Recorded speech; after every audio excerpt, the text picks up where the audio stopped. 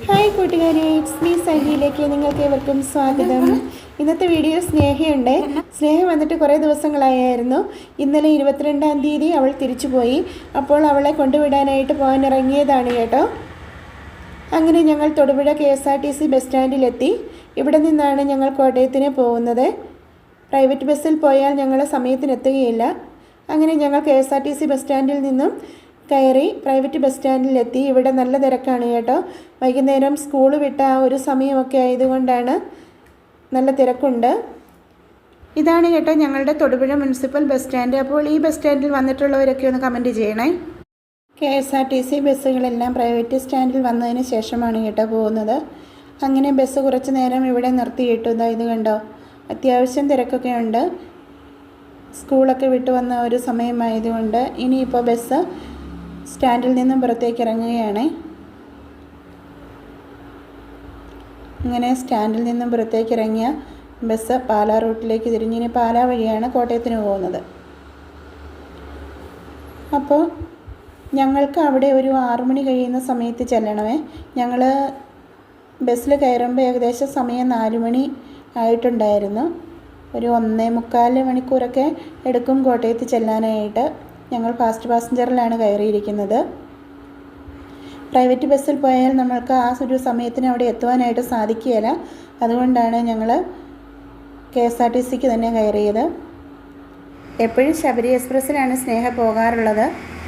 പക്ഷേ ഇത്തവണ ശബരിമല സീസണൊക്കെ ആയതുകൊണ്ട് ശബരി എക്സ്പ്രസ്സിൽ ടിക്കറ്റ് കിട്ടിയില്ല. അതുകൊണ്ട് കോട്ടയത്ത് നിന്ന് പോകുന്ന ഒരു സ്പെഷ്യൽ ട്രെയിനുണ്ട്. ആ സ്പെഷ്യൽ ട്രെയിനിലാണ് അവൾക്ക് ടിക്കറ്റ് കിട്ടിയത്. 6:09 ട്രെയിനിൻ്റെ സമയം. ആ സമയത്തിനുള്ളിൽ ചെല്ലേണ്ടതായിട്ടുണ്ടായിരുന്നു. എന്നാൽ കുറച്ച് മുമ്പ് നമുക്ക് നോട്ടിഫിക്കേഷൻ വന്നു, ട്രെയിൻ ഡിലേ ആണ്, ട്രെയിൻ 7:45 എടുക്കുകയുള്ളൂ എന്ന്. അങ്ങനെ ഞങ്ങൾ പാലായിലെത്തി. ഇത് പാലാ KSRTC ബസ് സ്റ്റാൻഡാണ്.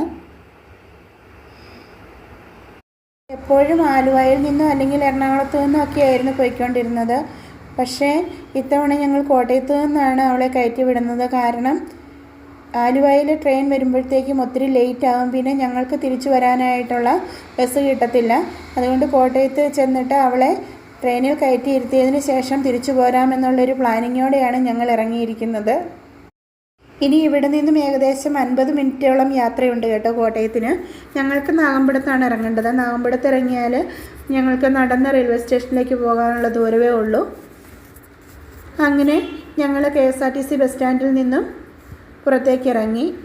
ഇവിടെ റോഡൊക്കെ നല്ല തിരക്കായി തുടങ്ങിയിട്ടുണ്ട്. വൈകുന്നേര സമയമായതുകൊണ്ട് ജോലി കഴിഞ്ഞും ആളുകളൊക്കെ പോകുന്ന ഒരു സമയമാണല്ലോ. അതുകൊണ്ട് നല്ല തിരക്കായി തുടങ്ങിയിട്ടുണ്ട്.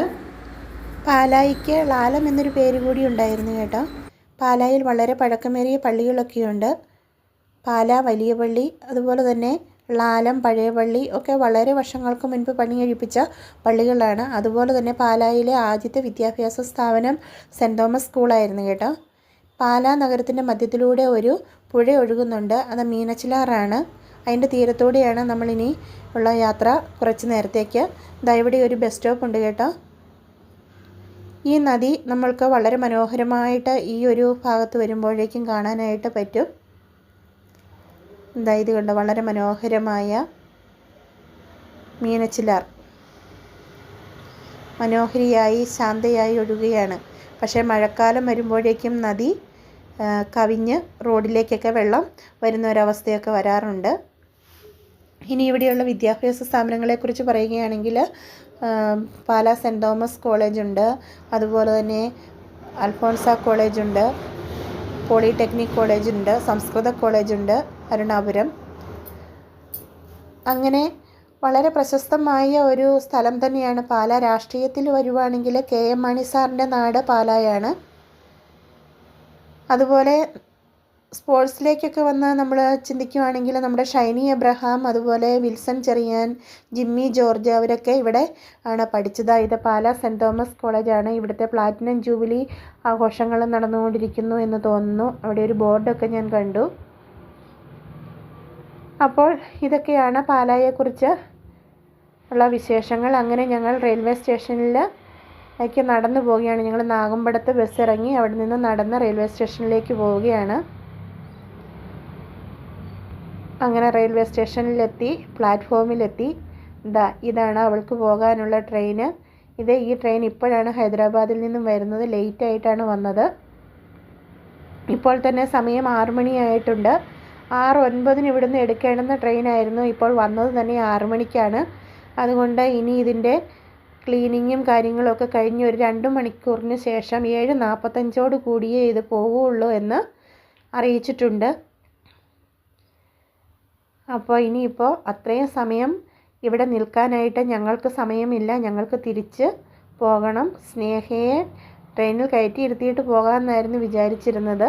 പക്ഷേ അത്രയും നേരം ഞങ്ങൾക്ക് വെയിറ്റ് ചെയ്യാൻ പറ്റുമെന്ന് തോന്നുന്നില്ല. കാരണം ട്രെയിൻ 7:45 പോകുന്നുവെങ്കിൽ ഒരു 7:30 ആകുമ്പോഴത്തേക്കും ആയിരിക്കും ട്രെയിൻ തുറക്കുകയുള്ളൂ എന്നാണ് പറയുന്നത്. അപ്പോൾ എന്തായാലും കുറച്ച് സമയമൊക്കെ ഇവിടെ ഇരുന്നിട്ട് പോകാമെന്ന് വിചാരിച്ചു. ഞങ്ങൾ അങ്ങനെ അവിടെ കുറേ നേരം ഇരുന്നു.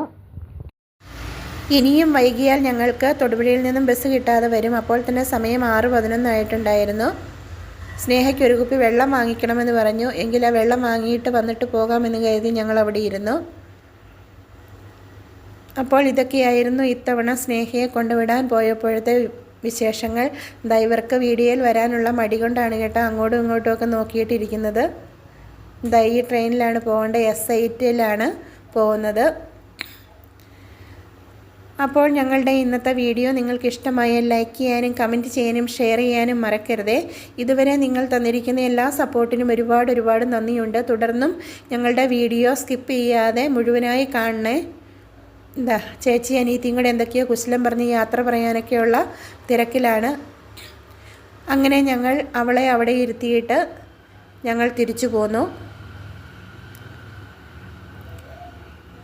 ഞങ്ങൾ അവിടെ നിന്ന് തിരിച്ചു പോന്നു. ഞങ്ങൾ കറക്റ്റ് തൊടുപുഴ വന്ന് ബസ്സിൽ ഇറങ്ങിയപ്പോഴേക്കും ഞങ്ങൾക്ക് ഇങ്ങോട്ടുള്ള ബസ് കറക്റ്റ് ബസ് സ്റ്റാൻഡിലേക്ക് വരുന്നുണ്ടായിരുന്നു. അപ്പോൾ ഞങ്ങൾക്ക് കൃത്യസമയത്ത് തന്നെ എത്താൻ പറ്റി. അപ്പോൾ മറ്റൊരു വീഡിയോയുമായി വീണ്ടും കാണാം. ബൈ.